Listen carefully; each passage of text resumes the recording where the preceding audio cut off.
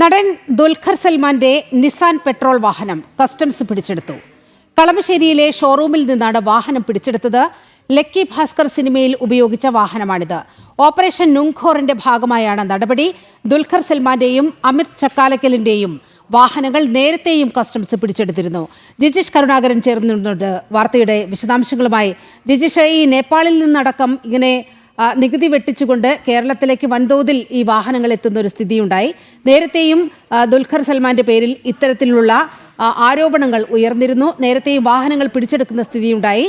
എന്താണ് ഓപ്പറേഷൻ നുങ്ഖൂറിന്റെ ഭാഗമായിട്ടുള്ള പുതിയ നടപടി?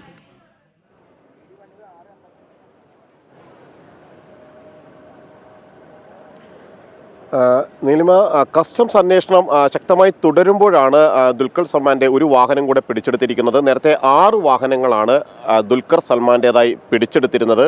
ഒപ്പം തന്നെ അമിത് ചക്കാലക്കലിൻ്റെ വാഹനങ്ങളും പിടിച്ചെടുത്തിരുന്നു. അങ്ങനെ നിരവധി വാഹനങ്ങൾ അന്വേഷണ സംഘം പിടിച്ചെടുത്തു. മാത്രമല്ല, ഇതിൽ കൂടുതൽ വിശദമായൊരു അന്വേഷണം, പ്രത്യേകിച്ച് ഭൂട്ടാൻ കസ്റ്റംസുമായി ചേർന്നുള്ള ഒരു അന്വേഷണത്തിലേക്ക് കസ്റ്റംസ് പ്രിവൻറ്റീവ് വിഭാഗം, കൊച്ചി പ്രിവൻറ്റീവ് വിഭാഗം കടക്കുകയും ചെയ്തിരുന്നു. ഇതിൻ്റെ അടിസ്ഥാനത്തിൽ നിർണായകമായ നിരവധി അറസ്റ്റുകൾ നടന്നു. പ്രത്യേകിച്ച് അസം കേന്ദ്രീകരിച്ചെല്ലാം തന്നെ ഈ വാഹനക്കടത്തിന് കൂട്ടുനിന്ന ഉദ്യോഗസ്ഥർ തന്നെയായിരുന്നു ഇതിൽ പിടിയിലാവുകയും അറസ്റ്റിലാവുകയും എല്ലാം തന്നെ ചെയ്തത്. ഇതിൻ്റെ തുടർച്ചയായിട്ടാണ് ഈ വാഹനങ്ങൾ പിടിച്ചെടുത്തത്. ദുൽഖർ സൽമാന്റെ നിസാൻ പെട്രോൾ വാഹനം കൂടി ഇത്തരത്തിൽ കടത്തിക്കൊണ്ടുവന്നവയിൽ ഉണ്ട് എന്നത് നേരത്തെ തന്നെ അന്വേഷണത്തിൽ വ്യക്തമായിരുന്നു.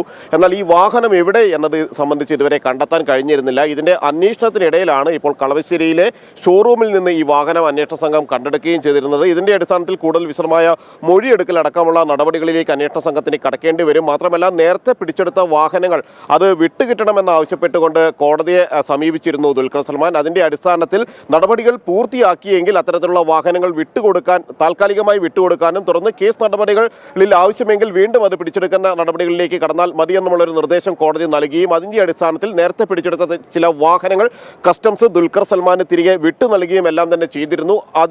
ഇതിനിടയിലാണ് ഇതുമായി ബന്ധപ്പെട്ട അന്വേഷണങ്ങളെല്ലാം നടക്കുന്നതിനിടയിലാണ് ഇപ്പോൾ ഒരു വാഹനം കൂടി പിടിച്ചെടുത്തിരിക്കുന്നത്. മാത്രമല്ല, വലിയ തോതിൽ കേരളത്തിന്റെ പല ഭാഗങ്ങളിൽ ഇത്തരത്തിൽ കടത്തിക്കൊണ്ടുവന്ന വാഹനങ്ങൾ പല ആളുകളായി വാങ്ങിയിട്ടുണ്ട് എന്നതിന്റെ വിവരങ്ങൾ ലഭിച്ചു. എന്നാൽ ഈ വാഹനങ്ങൾ മുഴുവനായി കണ്ടെത്താൻ കസ്റ്റംസിന് ഇതുവരെ കഴിഞ്ഞിട്ടില്ല. നിലവിൽ 50ഓളം വാഹനങ്ങളെ കുറിച്ചുള്ള വിവരങ്ങൾ മാത്രമാണ് ലഭിച്ചത്. കൂടുതൽ വാഹനങ്ങൾ കേന്ദ്രീകരിച്ചും അത് പിടിച്ചെടുക്കാനുമുള്ള ഒരു നടപടികൾ തുടരുന്ന അതേ ഘട്ടത്തിൽ തന്നെ ദുൽഖർ സൽമാനെ മൊഴിയെടുക്കുന്നതടക്കമുള്ള നടപടികളിലേക്കും അന്വേഷണ സംഘം കടക്കും.